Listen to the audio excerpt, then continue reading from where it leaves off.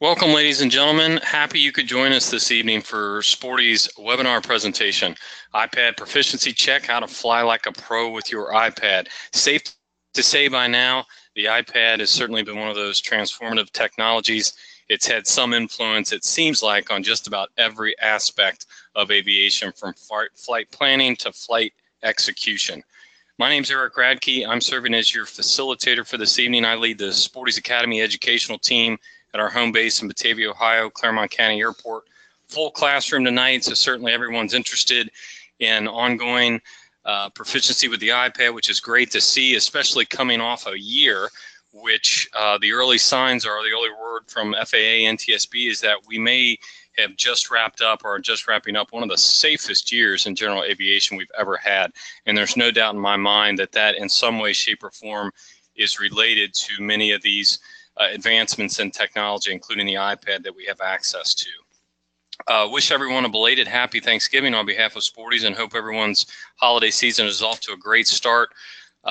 Courtesy of Sporty's Pilot Shop, tonight's presentation, of course, is absolutely free. Not only that, but we are recording tonight's webinar, and it will be available in the Sporty's webinar archive and on our YouTube channel. You can check back in the coming days, and that will be posted. So if you have to step away, don't worry, you'll be able to come back tomorrow and view and review as many times as you'd like. Also, via the GoToWebinar software that you have access to, you do have the ability to submit questions throughout the evening. Feel free to do that. We're not going to pause in the middle of the presentation, but we'll save some time at the very end for some Q&A.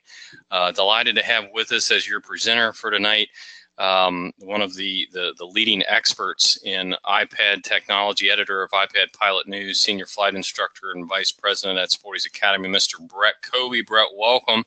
Thanks to you for being here tonight. Let's get one thing out of the way, Bret, before you roll into your presentation. It's the holiday season. People are making their Christmas list. They're checking it twice. Everyone's thinking about, even for people that are already using iPads, maybe they have Original Air, maybe it goes back farther than that. If someone's looking to put a new iPad on their Christmas list, what say you? What iPad models should we put down on our list? We'll get that taken care of right out of the gate. Sure. Yeah, hands down, the best iPad going right now is the iPad Pro 10.5-inch that Apple introduced earlier this year. And if you paid attention over the weekend, there was a lot of great sales on that. You could have saved $150 off of its $649 list price. Been flying with that since it came out earlier this summer, and it's been a really great product. And I'll get into some of the benefits of flying with that particular model here coming up. There you go, folks. Write it down. Let everyone you know that's the device for you. And Bret, take it away. Thanks, Eric. Again, as Eric mentioned, primary job at Sporty's Pilot Shop. I oversee our app development and video production for all of our training programs, private pilot training, all the way up through flight instructor, and a lot of glass cockpit training as well. As Eric mentioned, I'm also editor of iPad Pilot News, a website I will talk a little bit more here shortly, a great free resource to keep up with everything iPad, and also a contributing editor to Flying Magazine, where I write several times per year on, of course, topics like the iPad. So check that out if you read Flying Magazine and look for some of my articles in that publication. Quick overview of our presentation this evening. Big picture, fly with your iPad like a pro. So we're going to talk about topics that relate to pilots that have been flying with the iPad but want to take it to the next level, want to learn more about how to get more from the product in the airplane. But along the way, we're also going to be covering a lot of topics for those that are new to the iPad, possibly new pilots or those transitioning from paper charts. So really the wide spectrum here of beginner to advanced topics that we're going to review today.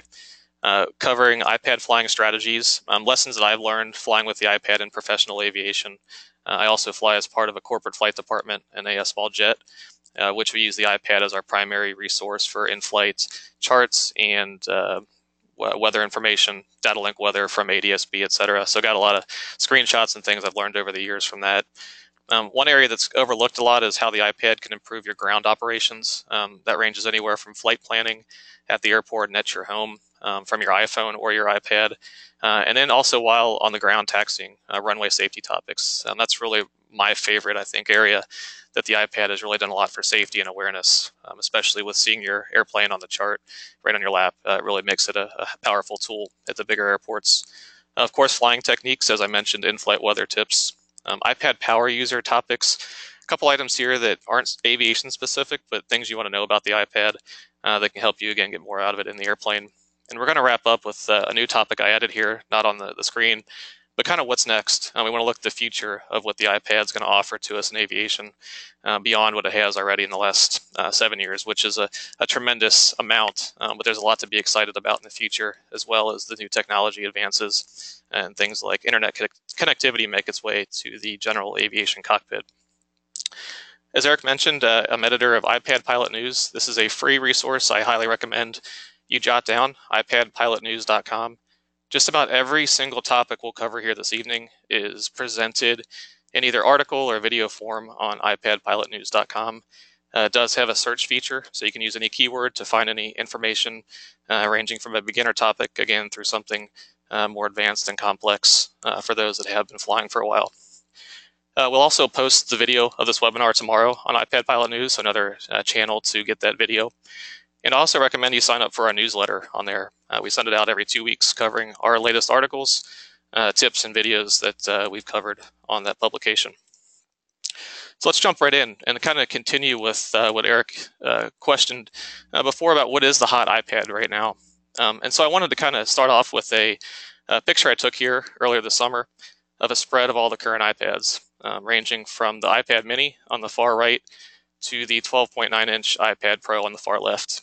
We'll kind of remove the iPad Pro 12.9-inch from our discussion. While it is a good product and all the apps run on it well, it's really too big for most GA cockpits. Now, on the other end of the spectrum, the iPad mini, about half of the pilots I talk to really like that for their operation. The small form factor, it's also less expensive, really works well in some tight cockpits. And kind of in the middle is the sweet spot is the iPad 9.7-inch. That was the first model really that Apple introduced in that form factor. It has gotten slimmer over the years, but that same 9.7-inch diagonal screen has pretty much stayed the way all the way through. That was until earlier this summer when they introduced the iPad Pro 10.5-inch. Not much larger form factor as far as the actual shell of the product, but the screen is significantly bigger due to a decrease in the bezel size. It's also a much brighter screen that they introduced in that product with some anti-reflective screen coating, which is really important in the airplane. It makes it much easier to see in bright cockpits during the day, especially for low-wing airplanes where you've got a lot of windows bringing a lot of bright light in. That iPad Pro 10.5-inch screen really does a nice job of making it easily readable in nearly direct sunlight. It's not going to be as good as a Kindle or a Paperwhite Kindle, but of all the iPad products, it really is Apple's best screen to date. Of course, they introduced a higher capacity processor, so it's going to run your apps much more quickly. You can increase the storage up to 512 gigabytes.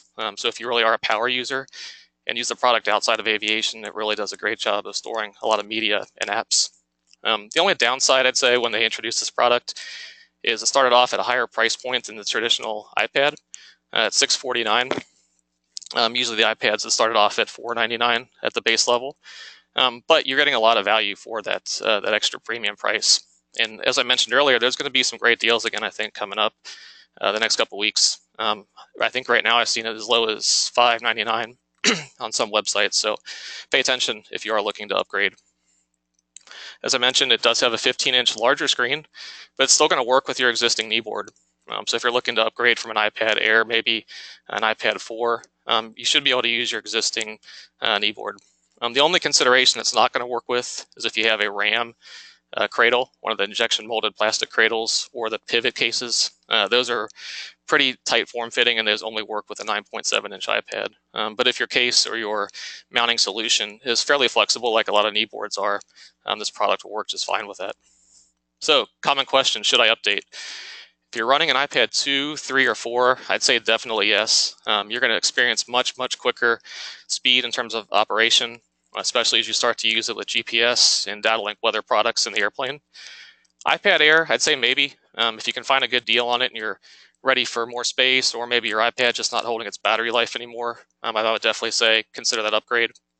At the same time, I do want to bring up Apple's other model that they're currently selling, and that's the 9.7-inch. It's just called iPad now. They introduced this earlier this year as well. Starts at a great price of $329.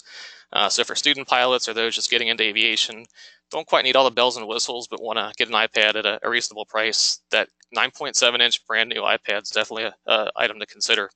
And again, I bet that goes on sale here too the next couple weeks, so you might be able to find a real good bargain price on that. As far as the actual processor, that iPad is very similar to the iPad Air 2 for those that are considering the upgrade and where that fits in the capabilities. Okay, so let's move into some of the aviation topics and what we want to cover as far as flying your iPad like the pros. If you look back to 2010, when the iPad 1 was introduced, general aviation, Part 91 operations, we were really the first group to adopt the iPad. We don't have as many regulatory hoops to jump through. We were allowed to take the iPad and load some aviation applications, load charts, whatever we wanted to be legal, and go flying. We didn't have to get FAA approval. We didn't have to check any boxes. Now, the airlines, the corporate operations, they've got a whole separate set of rules to follow. So it took them a couple of years to adopt the iPad, and some airlines like Delta went the Windows tablet method as those products evolved as well. But I think now, kind of coming full circle, as we see how the corporate flight departments and the airlines have adopted the iPad, we can look at some of their procedures and adapt and improve our own GA procedures as well. Even though we don't have to follow those, there's some best practices we can learn from how the pro pilots use the iPad. So one term I want to cover briefly, just because we're going to use this term here in the next couple slides, is that of an electronic flight bag. And that's an FAA term that's used to describe a consumer, typically a consumer electronic device like the iPad, that displays aviation data in flight that we use in the airplane. And it can really be any kind of form of electronic data. We could go to the FAA's website and download some charts and put them on there and be completely legal. But that's pretty tedious and not practical. That's why we rely on aviation apps like ForeFlight and Garmin Pilot to collect all this aviation data, make it in a nice usable format, and display it as an app on our iPad. And we pay a premium fee for that. Roughly $75 a year will get you started with all the data for the United States for VFR and IFR flying. Now, as Eric mentioned, the safety record really almost has never been better. And a lot of that can be attributed to pilots flying with current data, current charts, having in-flight weather, having in-flight traffic. A lot of resources are available to us now on the iPad at a price, literally a fraction of what it would cost to have the same panel mount equipment. Again, because it's not regulated like our panel mount equipment. So really a big increase in safety there for pilots of all levels. Now, there's not FARs that particularly apply to flying with the iPad. We go by advisory circulars that the FAA has two out that we're going to take a quick look at. The one that applies to most of us is AC 91-78, and that applies to FAA Part 91 operations, GA operations, non-commercial. And then its counterpart, AC 120-76D, which applies to commercial operators. That's the airlines and the charter operators. Now for us, again, we're most concerned with AC 91-78. And I highly recommend you take a look at this. It's a pretty easy read. I think it's 6 or 7 pages. Not too convoluted, not too technical in terms of what it talks about. And I have a couple highlights here just to point out so we're all familiar and on the same page with the legalities of flying with the iPad. Again, it references the product as an electronic flight bag. And again, that could be the iPad, could be an Android tablet, could be a Windows Surface tablet, could be a laptop computer. It's really up to you and what you want to use. They do obviously state that you want to have the functional equivalent of the paper reference material. So again, charts like your sectional for VFR flying, or IFR and route charts or approach charts. And that's where we come to rely on apps like ForeFlight and Garmin Pilot and WingX Pro to organize that data and display it in a meaningful fashion on the product. Important point here, backup source is recommended, but not required. So you're completely legal to go take off with just one iPad, no paper charts, no backup. With that being said, I think it's smart to have a backup of some sort, which I'll give you some options here shortly. But from a legal standpoint, it's important to know that you do not need a backup source to be legal. And obviously, as we mentioned earlier, there's no FAA approval required. You can take the product and go flying immediately with the current set of data for VFR or IFR flying.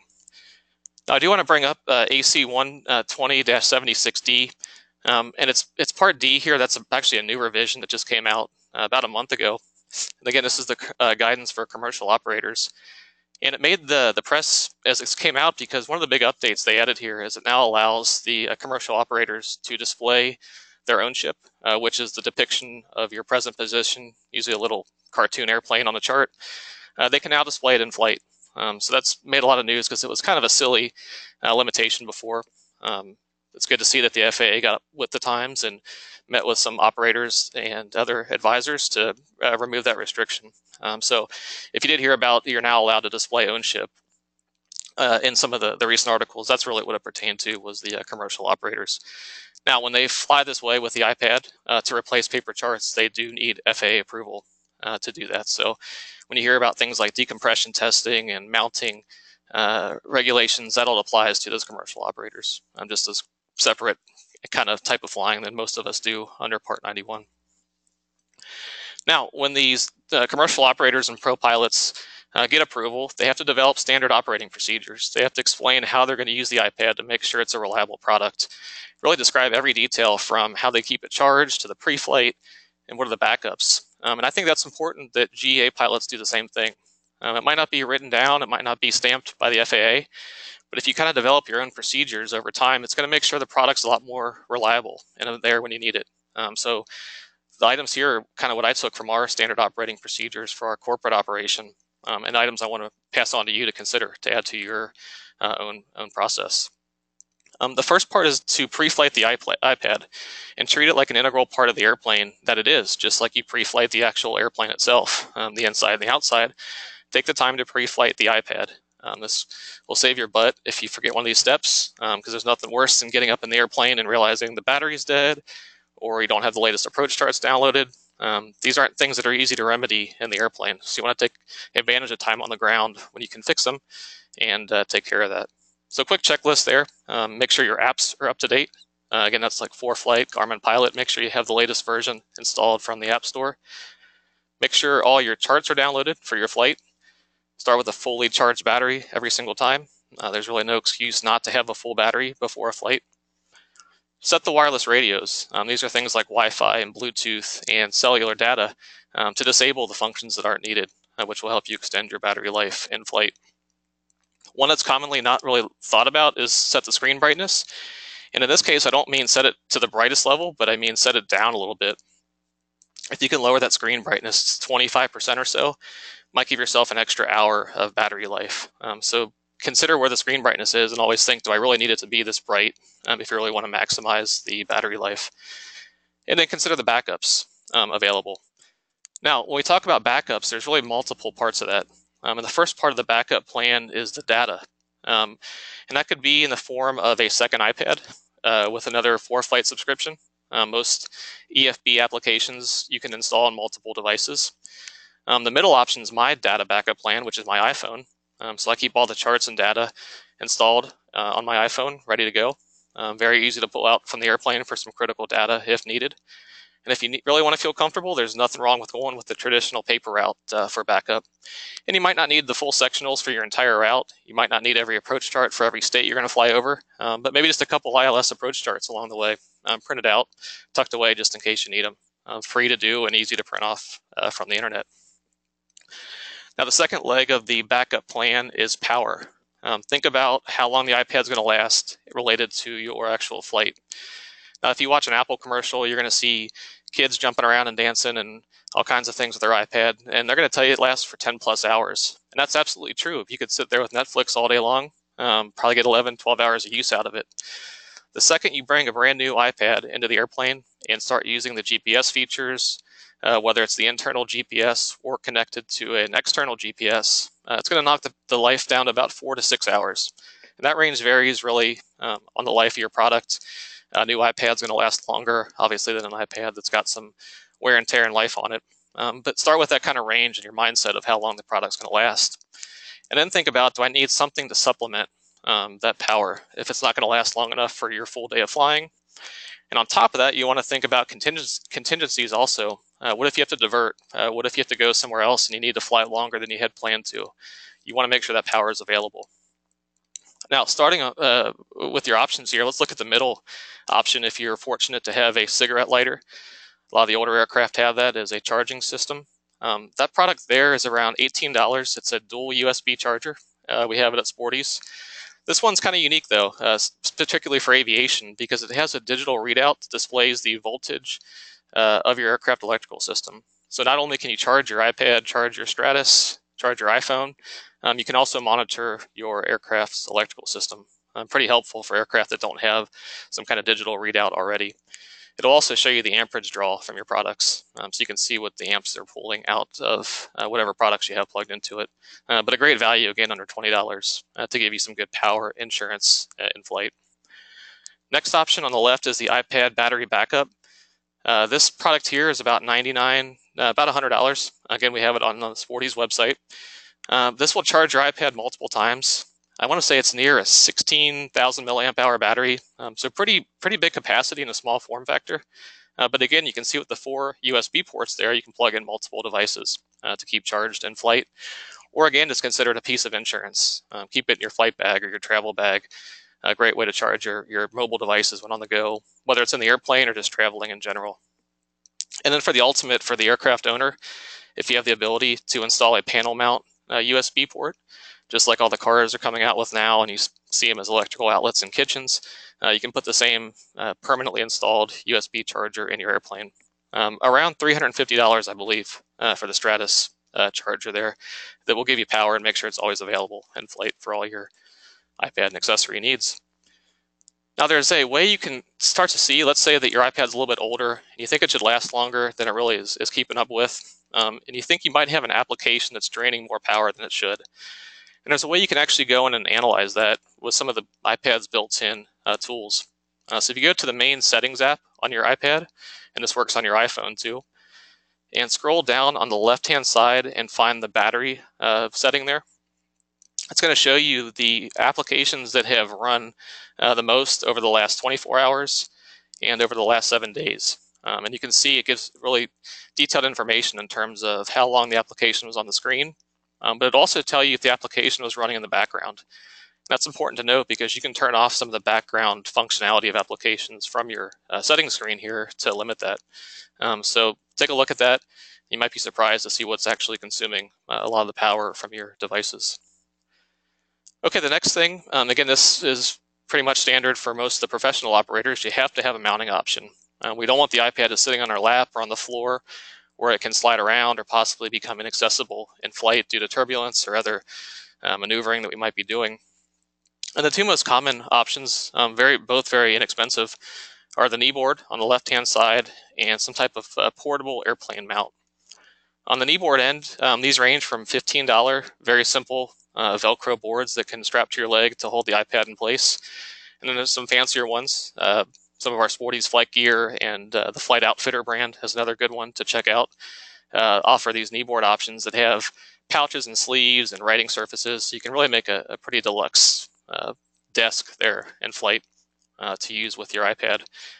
And then on the mounting side, a bunch of options there as well. You can suction cup it to a window.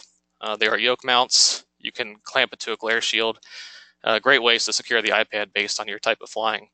And again, I'd really recommend in this case, if you are in the market for some kind of mount, knee board, check out iPad Pilot News. We've done extensive articles and research on the products available, have reviews on there, so you can see the different options and which ones work best in which airplane. Now, the next step is to stay organized. In our corporate operation, we use the Flight Gear iPad bag there on the left.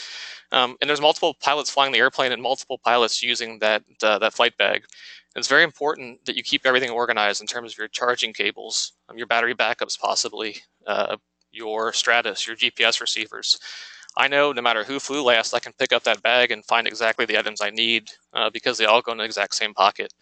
I think that's important in the airplane. When you're flying, if you need that power adapter, you need that battery to know where it is and to make sure it's accessible. And flight bags are really designed for 21st century flying now with those pouches and accessories to keep everything within arm's reach and well organized. Another popular item we really see a lot of pilots flying with is the Flight Outfitters lift bag, as you can see there on the right. Again, a great iPad bag to stay organized. Okay, so as I mentioned, we're going to talk a little bit about some ground operations, and let's first start with your pre-flight planning. Now, we could spend hours going over how to use some of these apps and how to do a proper pre-flight briefing. But I just want to kind of highlight some of the items I see talking with pilots that are commonly overlooked. Some resources here on your iPad that you may not have thought about or didn't even realize were in there.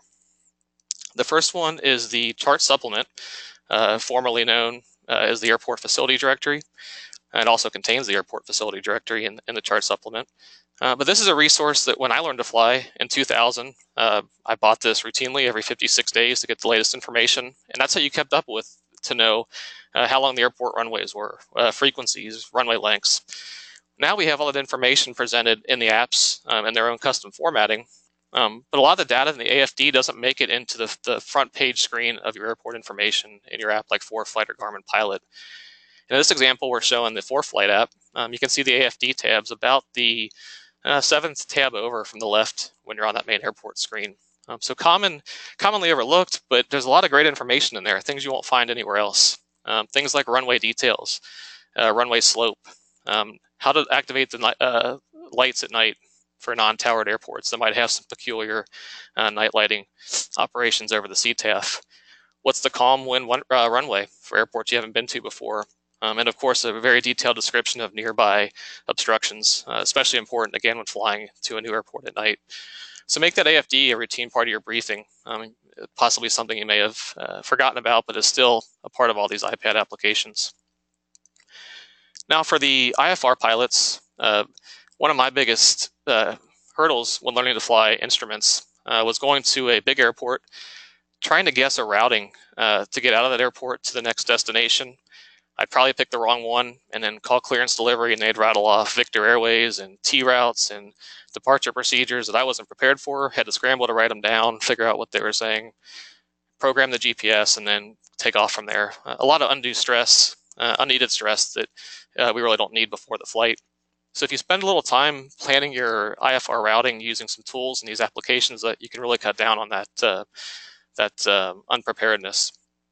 And what you can do, showing Garmin Pilot and ForeFlight in this case, is enter in a departure airport and a destination airport. So on the left here, it looks like we're going KBDL to Boston, busy airspace. And if you tap on the routes option in ForeFlight, or there's an option there for view planned ATC routing in Garmin Pilot, it's going to show you recent routes that ATC cleared aircraft at different altitudes between those airports.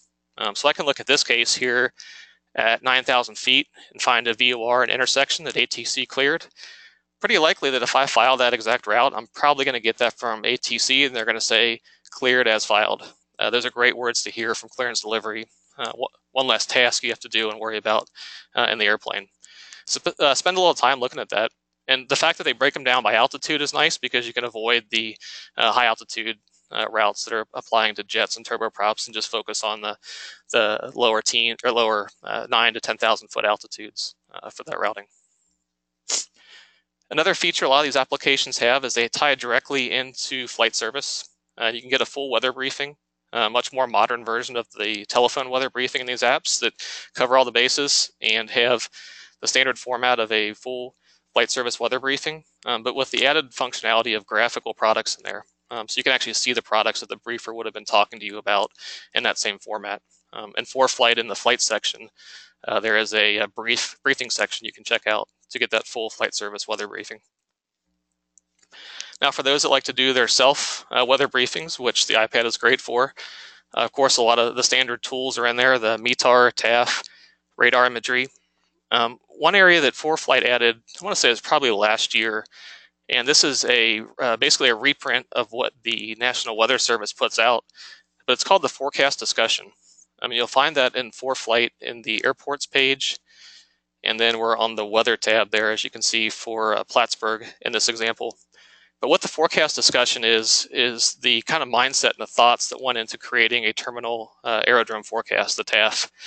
And of course, we like the TAF. It's a great forecast product, very concise. We can read it in a matter of seconds. But I guarantee most of the time that the meteorologists would like to put a lot more information in there to explain why they're forecasting what they are. And that's what this forecast discussion is. So you're going to read what the actual people and meteorologists that wrote the TAF, what they actually could say if they had more space to do it. So you're going to find out why it might rain, why it might snow. you're going to get their confidence level. You're going to say, hey, there's a low pressure coming in. We think it might rain, but probably not going to be too bad. Where in the TAF, I might just say RA, right? Not a whole lot of insight as to what's causing it. So it's a really good insight to kind of get a feel for what causes the weather. And it's not too technical either. It's pretty basic terms, not too techy as far as the meteorologist terminology goes. So check out that forecast discussion there in ForeFlight on your next weather briefing. A couple new weather tools they added. This is again ForeFlight in the last couple months, but they brought in the icing forecast. These were previous layers and are still available in the imagery tab in ForeFlight, but you can now overlay this icing forecast data directly on the moving map. Again, very useful during your pre-flight planning to see your route in combination with these icing layers. So a couple nice things to point out here on the right-hand side, which is really my favorite, is an altitude slider. So you can start off really as low as about 2,000 feet and go all the way up high into the flight levels. So you can find the altitudes that matter to you to see where there might be ice-free air, in combination, of course, with air mets and temperatures aloft and pilot reports, but a great tool to supplement that. What's also great, since this is a forecast product, is that you can use the slider at the bottom of the screen and go up to about 15 hours in the future. It's kind of neat, kind of like as you would slide a radar image, you can see where the icing is going to progress. So not only can you pick an altitude and a route that might be ice-free, but you also might find out if you wait 6 hours, the ice could be completely gone at all altitudes. So a good three-dimensional view of the atmosphere, as well as a timeline to look out into the future to check out that icing forecast product. Along the same lines, they added a turbulence forecast product. Again, accessible in the map layers option. And that too has the altitude slider and the time slider that you can slide out in the future. Now, important thing to remember on this turbulence layer, you're not going to see turbulence associated with convective weather. This is designed to forecast turbulence, clear air turbulence, not associated with moisture and precipitation development. And also for those flying over the either Appalachian Mountains or the Rocky Mountains out west, it's going to show a forecast mountain wave turbulence. Very important for pilots flying in those areas, as that can be a pretty uncomfortable ride when the winds pick up over those mountain peaks. So a good way to see turbulence forecast not associated with the obvious areas, typically of convective weather in the summertime. Just as important, not related to weather, but is important in our pre-flight planning, is to stay clear of temporary flight restrictions. Not as many presidential TFRs this time of year, but what we are seeing is, especially on Sundays, are the NFL TFRs, and then previously and over the summer in the Major League Baseball, temporary flight restrictions around stadiums that have a capacity of 30,000 people or greater. So the tricky part there, especially in baseball season, when flying in unfamiliar areas, to know where that baseball stadium is, which a lot of us don't know in a new city as we make our approach there.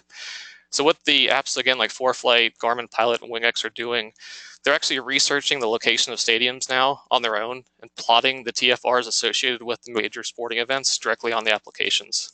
So it takes some of that guesswork out of knowing. And even more so, they're going to put the start time of the event as well as even the teams that are playing. So you can see the full details there about those stadium TFRs as you begin your pre-flight planning. This next part here, if you've been following the general aviation news, that the FAA and ICAO were going to require us to use the International Flight Plan Form. And this has been going on for several years now. I think initially they wanted us to all start using it in 2016, then it got pushed back to 2017. And at first they were saying it was going to be mandated that all pilots flying IFR use this international form. It was October 21st, I believe. And that date has come and gone, and then they've now pushed it back to 2018. It's going to happen at some point, and I want to bring some familiarity to you if you haven't taken a look at it yet. The form I have on the right there is what many pilots have been using for years now, filling out the paper International Flight Plan form. It collects a lot of the same data that you would expect for the domestic form, but gets into a little bit more with your emergency gear and what all you have on board. Now, fortunately, most iPad apps support the ICAO International Flight Plan format.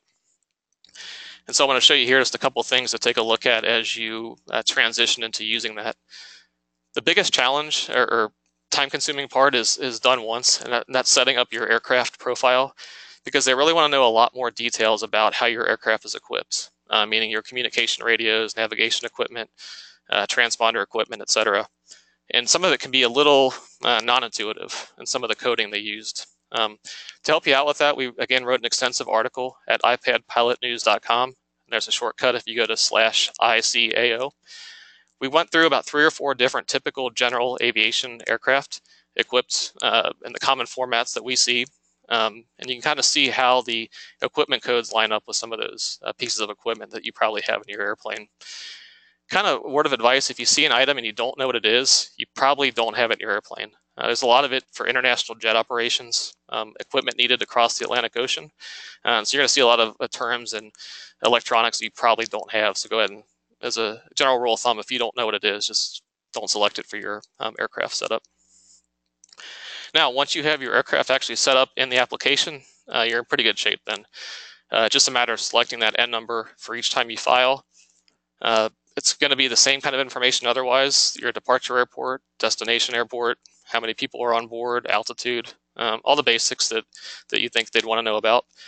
You will need to specify what kind of survival equipment you have on board. So that's probably something new if you are not used to that. But if you're not flying over water or you don't have any kind of survival gear, you're probably going to leave it blank. It's not a big deal there.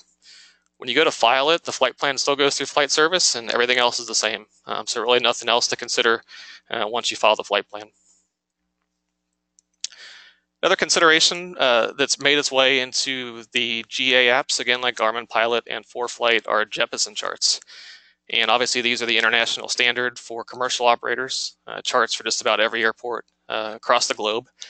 But I bring it up here because a lot of pilots may fly to the Caribbean coming up in the winter, or maybe down to Mexico.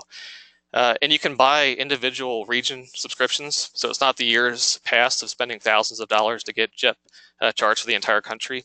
You can buy a region for a couple $100 to bring in those Jeppesen charts to your iPad. It's a great tool for those traveling not too far out of the United States, but that want to have the full coverage and IFR chart options. So let's talk about runway safety. Again, this is one of my favorite topics as it relates to how the iPad has improved safety and situational awareness. And some of that comes by the sheer fact that we can now display our airplane symbol on a taxiway diagram. You can see exactly where you're at, what taxiway letter you're on. When ATC reads their clearance to you for a ground clearance, you can see exactly where you need to go. You can even draw on your taxiway diagram to highlight your route. So a lot of resources there to make moving around larger airports much safer and make you much more confident in doing those operations. Now, ForeFlight's done a nice thing here that's very important, that's commonly overlooked due to how NOTAMs are disseminated, which is pretty poor, still in my opinion, with how we go about getting NOTAMs and how they're categorized. And there could be 100 NOTAMs to read and one important one, and it's easy to overlook it with how they're currently presented. Now, ForeFlight takes the NOTAMs that apply to an approach chart or an airport diagram and puts a nice red button right there on the top. So you can see when there are runway closures or when there are taxiway closures right there where it matters most. So even if you forgot to look at your NOTAMs before a flight and you downloaded the most current data, you're still going to see that information as you're up flying along without an internet connection. So a great way to bring NOTAMs into a practical viewpoint on your iPad. A lot of the app developers are also creating custom airport diagrams. Of course, all the major airports in the United States have the FAA diagrams that show all the taxiways, but most of the non-towered airports, the smaller airports, typically don't. They just have a small runway layout from the FAA. Excuse me, from the FAA. Now, with the custom diagrams, really helpful when you fly to a new airport, let's say at night, to see your position on the taxiway, can help guide you to the FBO. Because a lot of these airports don't have taxiway lighting either. So it's not going to be the best setup for moving around at night or possibly in low visibility conditions. These are all geo-referenced as well, so you'll be able to see your aircraft moving about on the chart. As I mentioned, before the iPad, we were used to having highlighters and pens, and we would mark up our charts in advance to note down where the FBO location was or possibly the parking spot at the airport we were going to. And you can still do that on your iPad. Most of these products offer an annotation tool where you can use a different color marking or a pen to circle and highlight different areas, possibly hotspots or taxiways or hold short lines, whatever you want to do. But again, being able to see your aircraft in reference on the chart in relation to those markings really makes a powerful tool in the airplane. On the ground and in flight, if you have an ADS-B receiver displaying current weather, a lot of these apps will do a quick wind component analysis. So they'll show you the runways in conjunction with the active winds to show you the preferred runway for the winds, usually with the green markings like you see here at the Lexington Bluegrass Airport. It's going to show you headwind and tailwind components. So if you're heading to an airport that has 3 or 4 runways and maybe a non-towered airport, and it's up to you to decide which runway to land on, this tool here can be very helpful to give you a quick tool and analysis of what the winds are related to the current runway layout at that airport. Really nice here, going a step further with our situational awareness, is the ability for the products to alert you as you approach a runway and as you enter a runway. Of course, as most of the items we mentioned here, they do require you fly with a GPS so it knows where you're at in your position. But not only will you see a visual alert on the iPad screen, as you see in these examples here, but they also provide an audio alert. And you'll actually hear the text approaching runway 22 left and entered runway 22 left. Really gets your attention. But you're probably thinking, okay, my iPad speaker's not that loud and I have a roaring piston engine, obviously masking out that sound. So if you are fortunate to have a Bluetooth a headset with Bluetooth capability, like many of those from David Clark and Lightspeed and Bose, go ahead and pair your iPad Bluetooth, if you're able to your headset, and you'll get those alerts right in there where they'll really get your attention then. So if you have some heads down time possibly, or something catches you off guard, hopefully that audio alert will get your attention if you're taxiing in a place that you shouldn't be or didn't expect to be. Also for these products, if you have a traffic receiver, again an ADS-B traffic receiver that we'll talk about here shortly, nearby traffic alerts will also come through your headset to get your attention. Some really good benefits there to pairing your iPad audio to your Bluetooth headset. Another good feature that we've had on GPS moving map displays for years now on the panel is of course available on your iPad, and that is extended center lines to the runways that will allow you to see as you line up on a 5-mile final, let's say, to make sure you are lined up with the correct runway. Of course, very helpful not only to verify that you're at the right runway, but also that you're at the correct airport. They're only going to show these center line markings for the airport in your flight plan. So a good way to verify both that you're at the correct airport and lined up with the correct runway. And then taking that a step further, if you use the synthetic vision function on these iPads, again, most of the apps have this functionality now to show a 3D depiction of the environment around you, computer generated. You're also going to see runway depictions. So in this case here, we're going into San Francisco. A good way to verify that we are lined up with the correct left-hand runway. And as many of you know, there's a lot of parallel taxiways there as well. So a good way to make sure that you are indeed lined up with the runway and not the taxiway. As you land and you slow down, I believe it's under 40 knots or so, there's an option in ForeFlight to have it automatically show the taxiway chart. So as you land and roll out, you look down and want to figure out where you're at. There's nothing to push now. It's already got the taxiway diagram displayed for that airport, shows your location on it, makes it quick to identify which direction you need to taxi off the runway, either left or right, and find a suitable spot to do that. So again, this automation here that apps are providing eliminates more heads down time, more button pushing, and makes our operations much more safe. So let's take the iPad up in the air now and talk about some of the portable in-flight weather tools. And it's safe to say the iPad is really what brought the most awareness to ADS-B of all the electronics out there, probably because it brought affordable data link weather and traffic to the cockpit. We didn't need to spend $10,000 to get a Sirius XM installed system on a multifunction display. Pilots can now get an iPad and an ADS-B weather receiver brand new for less than $500 combined. So you can't beat the value proposition there for the amount of data it provides. So I don't want to go too much into the ADS-B mandate and all the details there, but I want to highlight one quick thing because there is some confusion from time to time on the ADS-B system as a whole. So by the year 2020, to fly in airspace that currently requires a Mode C transponder, you are required to have a panel mount certified ADS-B out transponder. And those are going to be the ones that range from $3,000 to $5,000 or so installed in your aircraft. The other component of ADS-B is the optional weather and traffic, and that's what we're going to talk about here as it relates to your iPad. These are products that cost only hundreds of dollars. They don't have a subscription, unlike Sirius XM Weather, and provide radar imagery, updated text and weather, pilot reports, traffic, etc., all right on your mobile application in flight. So a couple options available currently. Look at the pictures here at the top left. You have the dual XGPS 170. Very great product for those flying with Flight Plan Go, WingX Pro, Seattle Avionics FlyQ.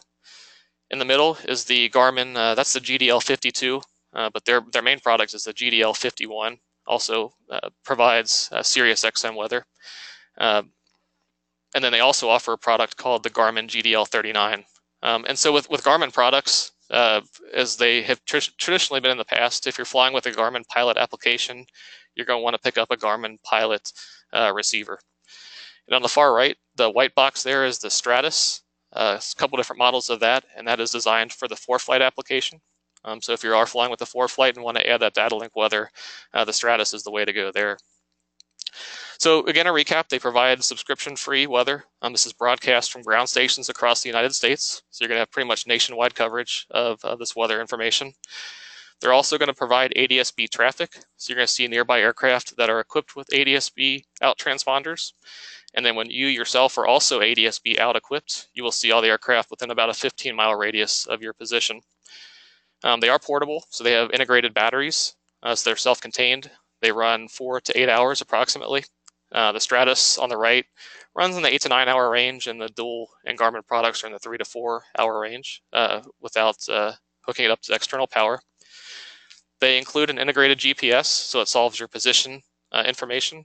So you don't need a separate GPS receiver. They're completely wireless, so they rely on Wi-Fi or Bluetooth to connect to your iPad. It's a pretty seamless connection there. There's not wires being strung between the products.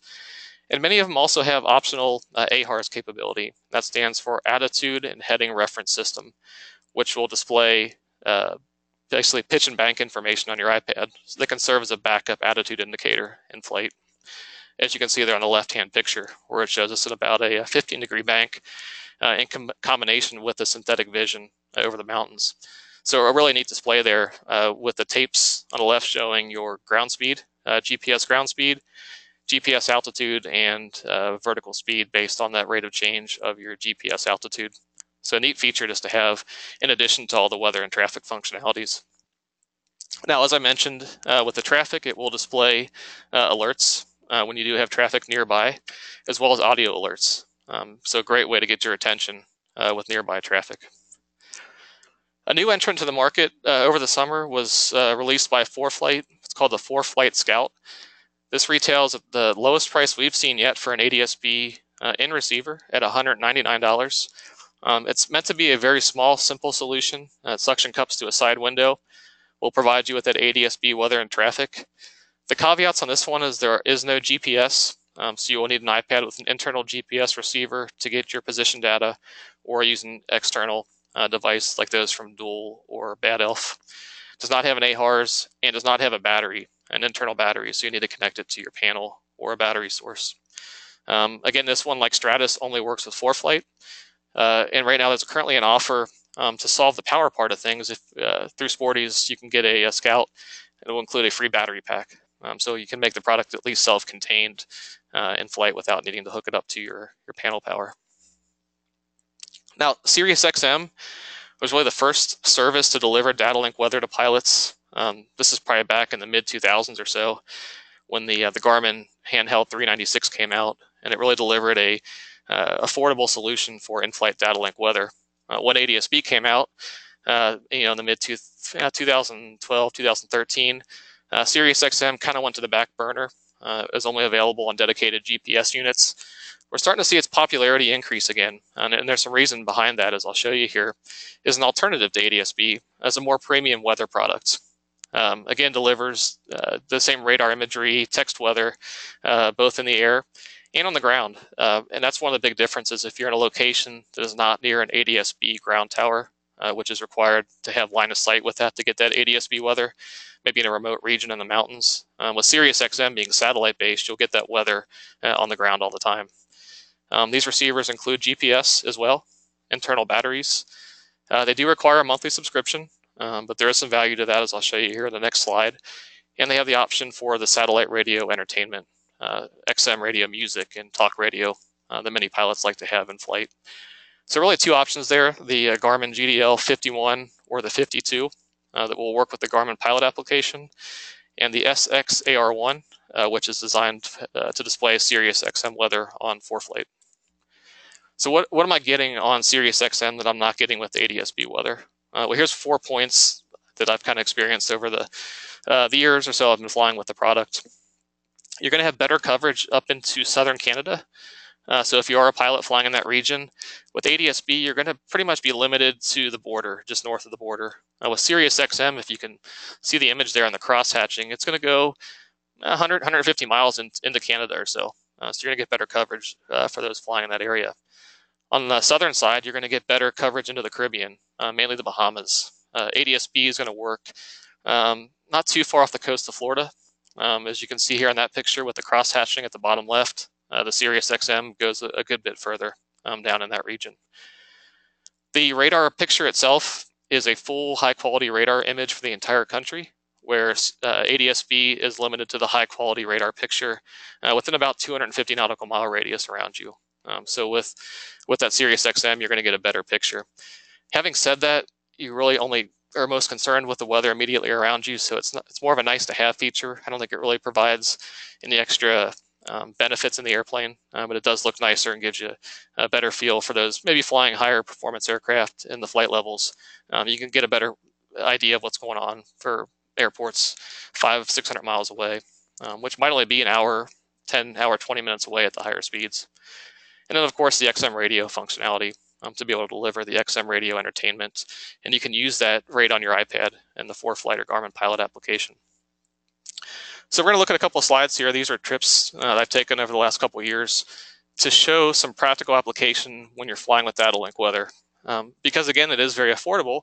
It's probably the first weather solution a lot of pilots are getting to use in the airplane. And there are some caveats behind it when flying with it. It's not the ultimate real-time weather information. And that's very important to consider. So in the top left corner is a timestamp.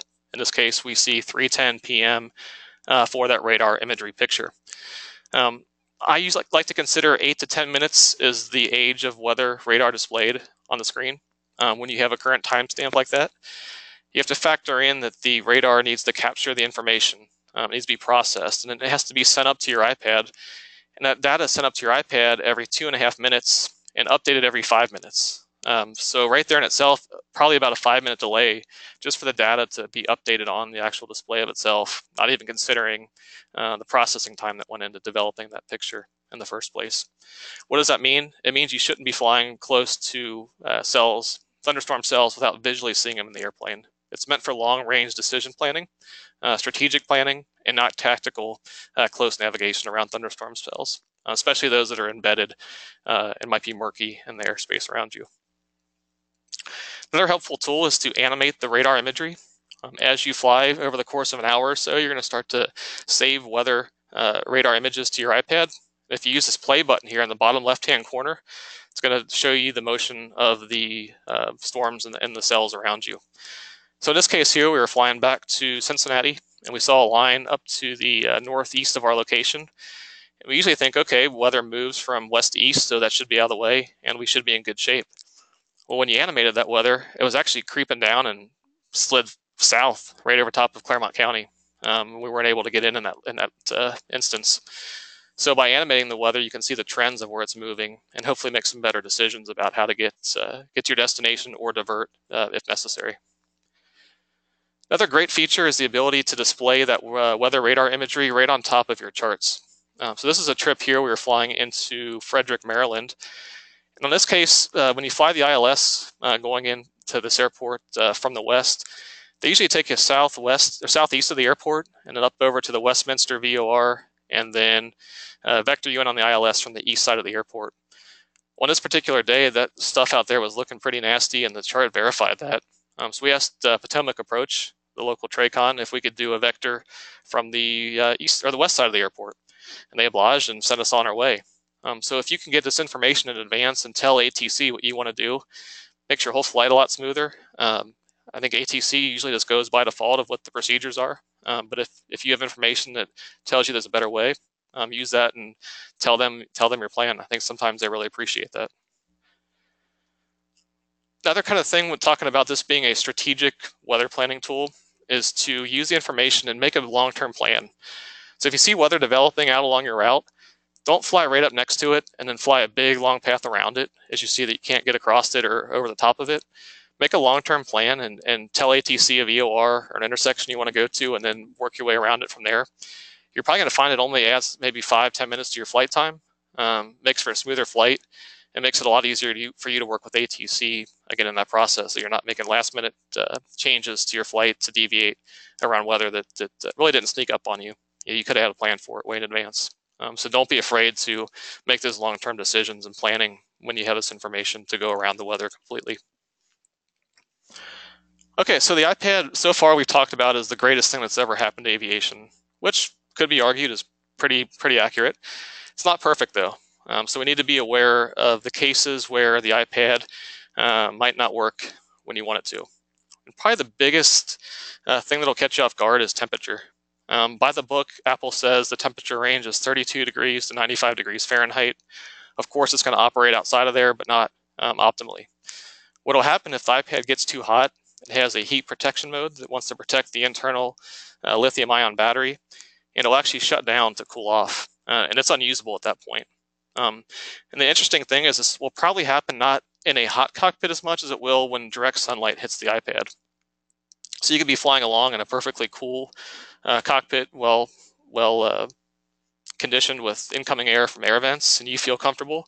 But if let's say you're in a Cherokee and the iPad's sitting on your lap and the sunlight's coming right at it and hitting that screen, it might overheat and you don't even realize it was hot, just because that big screen absorbs a lot of temperature, just direct sunlight rays coming in. So pay attention to where it's mounted, not only in terms of temperature, but how it is in relation to the sun coming in the windows. A couple of things that will increase the odds that it overheats, call these agitating factors.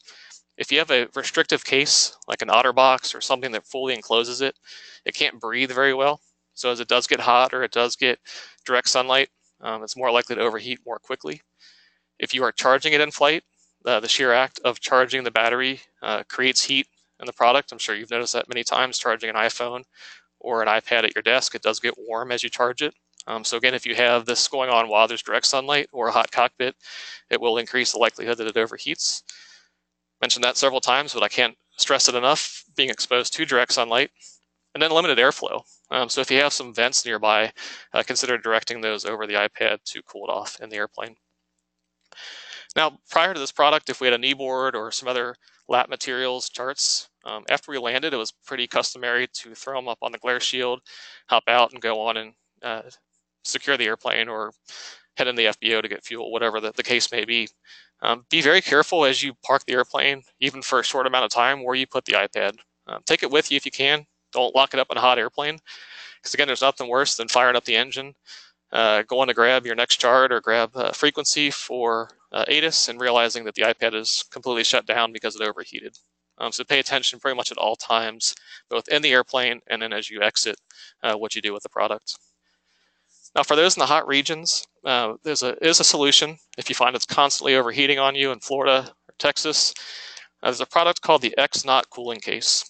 This actually integrates 4 cooling fans, battery-powered cooling fans into the case to direct airflow of it and pull hot air away from the iPad. Works really well. We've done some testing with this, and it definitely will keep an iPad running in a hot cockpit. Again, this isn't a miracle product. If you have an open cockpit and the sunlight is directly hitting the screen, there's probably nothing you can do there. But if you're right on the edge of keeping the iPad running in a hot cockpit at low altitudes, this is a great product to consider.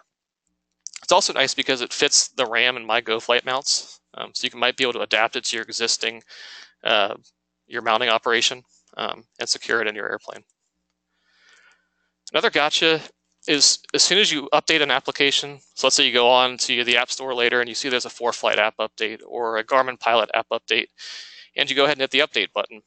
Make sure then and there to watch the actual update take place and launch the application right away. I've seen it a couple times now where an application will go through the update process, and then you go to open the app and something didn't go right, something didn't install properly, and it wouldn't function. There's no worse place to find that out than in the airplane as you're getting ready to take off, which is what could happen if you don't check that out. So treat your updates with a little more caution for aviation applications and make sure they do go through properly. And of course, after you update it, make sure all your aviation data is still there. Make sure your charts and databases are all current still. So one of the gotchas, and this is a tool that Apple built to make life easier for most people, and it really is a nice feature for the average consumer, and that is to keep the apps updated automatically. So if you have the Wall Street Journal or Spotify or Netflix, this will automatically keep those apps updated as new versions come out. I strongly recommend that you check this setting and make sure it's disabled for the exact reason I just mentioned before, because you want to verify the updates go through properly and verify the data is there afterwards. So you're going to find this setting in the main settings application on your iPad, and there is a selection there on the far left called iTunes and App Store, and then a setting called automatic downloads, and you'll see the updates toggle there where the green arrow is. So check that out on your device and make sure that is disabled.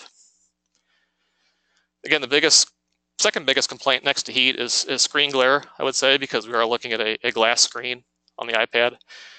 There are options to improve the readability.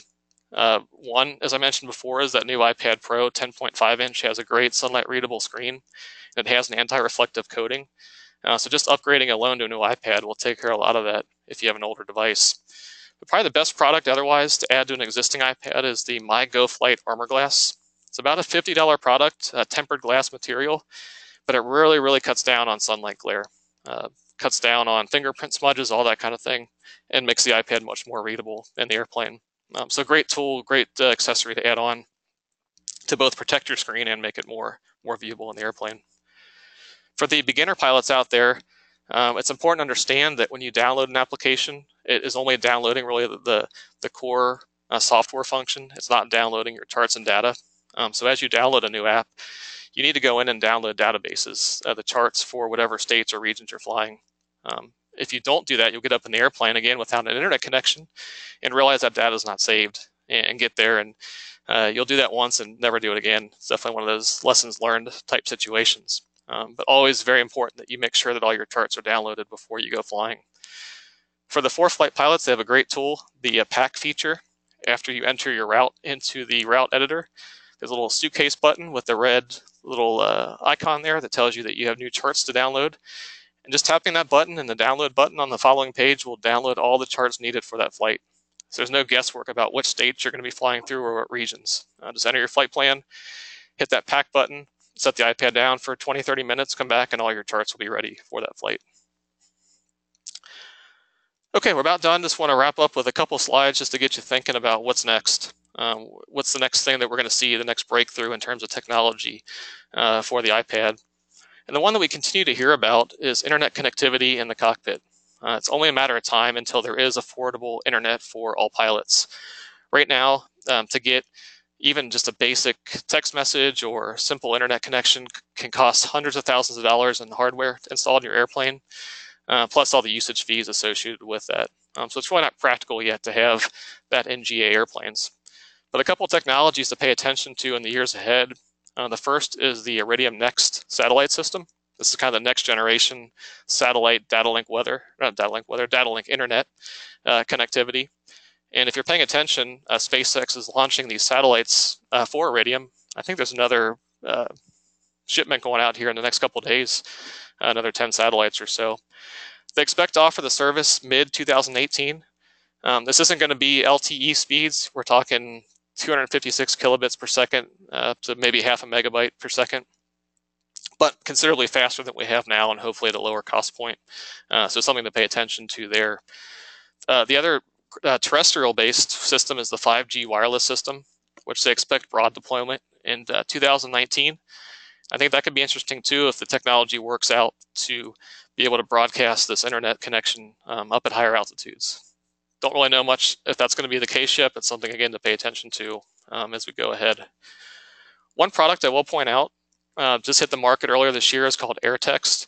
If you were looking for some kind of affordable in-flight messaging system, this is a piece of hardware. Again, I say affordable because we're talking relative to what else is out there now, but a product that costs under $10,000 installed in the aircraft with a portable antenna, so it has a good view of the Iridium satellite system, but allows you to send and receive text messages and phone calls in your airplane. So if you are flying the longer flights and want to stay connected, this is really the best product we've seen yet that works reliably and relatively affordable for your aircraft. Something I'm really excited about and been paying attention to is this concept of a mobile clearance delivery. There's a government-funded organization called MITRE that explores new technologies, and they really have been pushing and developing this platform that would allow us to receive IFR clearances at non-towered airports or towered airports using our iPad, eliminating that call to clearance delivery. This is not out there yet, more of a proof of concept in the screenshot here, but check that out though and pay attention in the times ahead. Part of the next generation air traffic control system is to reduce and eventually eliminate radio calls altogether with air traffic control.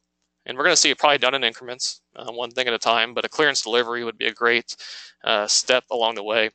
And I think that's something that's going to happen sooner than later for GA pilots. So pay attention to that coming up. And then the next big thing from Apple is augmented reality. When they released iOS 11, there was a big push from them to software developers to start increasing development of augmented reality apps. If you haven't heard of this technology, it's basically taking an app on your iPad or iPhone and using the device's camera, take a picture or a video of the real world around you, and then overlaying useful information. So one app that's already out there is called FlyQ Insight. This is a product from Seattle Avionics that once you install it, it's a free app to download, so go check it out tonight. If you hold it up in flight while you're connected to a GPS and move around, you actually see the location of airports in real time out the view of your device. So more of a novelty. Obviously, if you have an engine failure and you want to get on the ground, you're not going to pull your iPad out and take this product out. Let's say you're flying to a new airport and you're not too familiar with the terrain or the landscape around there. It's a great way to kind of spot airports or, again, go sightseeing for other airports on your next flight. Another one I just came across recently was called Plane Finder 3D. This is one of the flight tracking applications that allows you to, on one view, pan around the Earth in 3D to see the location of airplanes. But for devices, the newer iPads and iPhones that support augmented reality, you can actually hold your iPad out and pick an piece of airspace anywhere in the world and move your iPad around using the camera to see the airplanes flying around. It's a really neat way to interact with flight tracking software, and really just the tip of the iceberg of how this new technology I think is going to affect aviation. So keep your eyes on that in the times ahead. Eric, with that, I'm going to turn it back over to you. Thanks, Brett. A lot of great information there. I tried to pull many of the questions that came in into a few categories and just highlight maybe some of the recurring themes. So just a few quick questions to close us out here. Number one, could you just very briefly touch on the highlights or virtues of the 3 different for-flight subscriptions options? Like what's the big advanced feature you get going from basic to pro and then pro to performance? Sure. So the good thing is with the basic, you're going to get all the essentials, all the VFR, IFR charts, all the flight planning tools, all the weather that you need.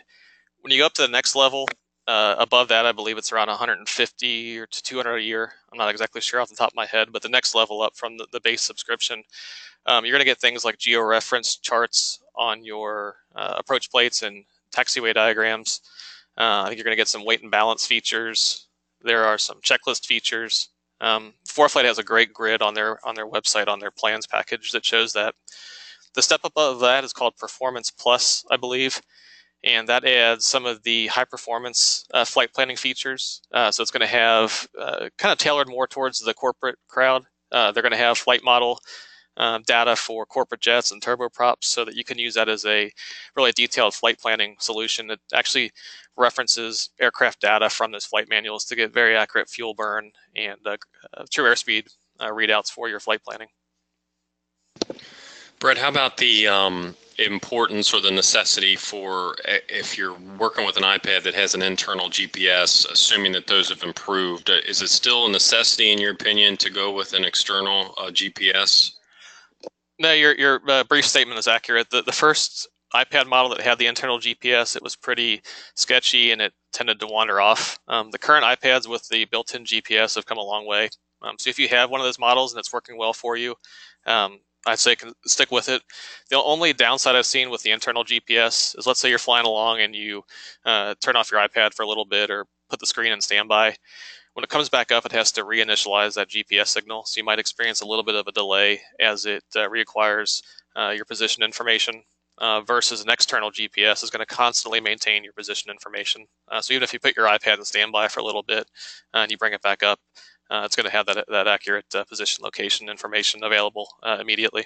But to go one step further, for those looking to buy an iPad, we still recommend buying the iPad without the GPS, without the cell data if you don't need it, and buying a external GPS. You come out about the same price in the end, but you get a much more reliable external GPS receiver at that point. Bret, one final topic. You gave some great insight earlier on when to consider an upgrade, and you had kind of the maybe cutoff point at the original iPad Air. How about just replacing a battery? How do we know as users if we're working with one of those original Airs and maybe we're in the maybe category of upgrading the whole device? When do you know it's time to just replace the battery, or is that even worthwhile? If you're down, it really depends on what you're getting used, how it's working in the airplane. One workaround of that is just to fly all the time with a backup battery or leave it plugged into a USB charging port, but that can be inconvenient. If you're down to under 2 hours of battery life, I think that's kind of a good sign that you're basically half of the useful life of what a brand new iPad is. I would consider going ahead and purchasing a new product. The battery upgrade process going through Apple, I think you can do that for $150 maybe, under $200. But at that point, you're well on your way to the price of a new iPad. And what you're really going to notice for those older products when you do upgrade is a much faster processor. It's just how much snappier and how much quicker things are, especially as the iOS software in general moves towards multitasking. And I think a lot of apps are going to be doing and incorporating those multitasking features. The processor demands are going to become more. So I think unless you're really, really on a budget, I would try to stay away from lengthening the life of an older iPad by investing in a battery replacement like that. Great, thanks, Bret. Well, that'll close us out for the evening. We appreciate everyone who is stuck with us throughout the presentation. Just to reiterate what I mentioned at the very beginning, tonight's presentation was recorded in its entirety. It will be posted on Sporty's YouTube channel and also available in our webinar archive at sportys.com/webinars as early as tomorrow. With that, we again thank everyone for being with us tonight. Wish you a very happy holiday season. Be sure to visit sportys.com for all of those Christmas gift ideas, and you have your recommendations, of course, from Bret when it comes to iPad and all the accessories to go with it. For Bret Koebbe, again, I'm Eric Radke. Thank you very much, everyone. Have a great night.